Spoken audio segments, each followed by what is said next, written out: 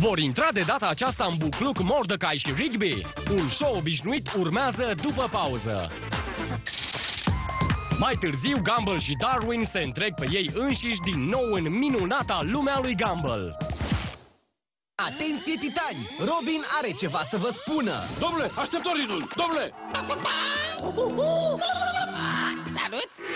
Adică, pregătiți-vă pentru Haideți, tineri titani!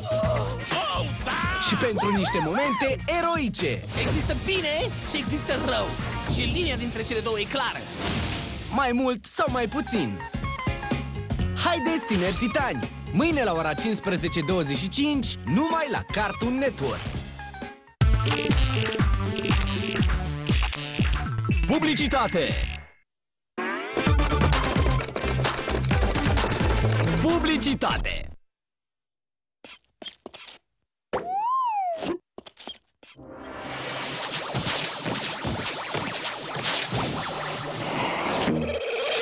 Bună dimineața!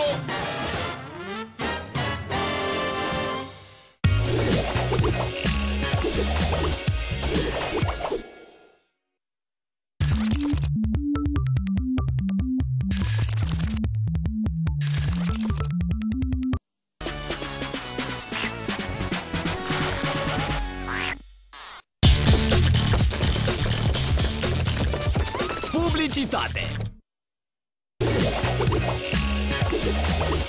Publicitate!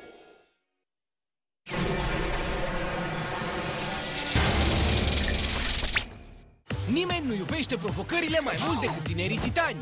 Iar acum Robin a găsit o nouă modalitate de a se întrece cu echipa sa. Teeny Titan! Misiunea lui să călătorească în jurul lumii pentru a cuceri toate figurinele Teeny Titans, iar mai apoi să le aducă în luptă în turnee, pentru a deveni cel mai bun antrenor din întreg orașul Jump. Să înceapă lupta cu Teeny Titans. Aplicație disponibilă în App Store. Achiziția este necesară. Cere acordul plătitorului de factură. Se aplică termenii și condițiile.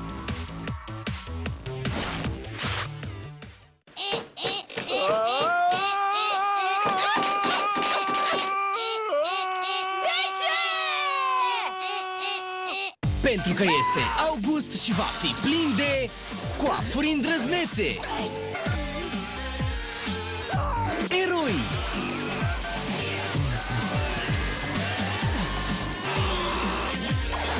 și de o grămadă de lucruri pe care să nu le încercați acasă.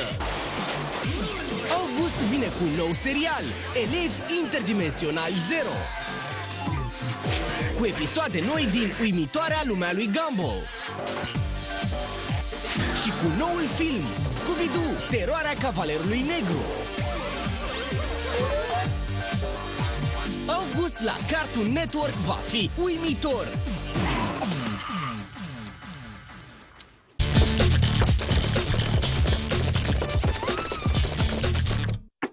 Amețit. Două episoade numai la TNT.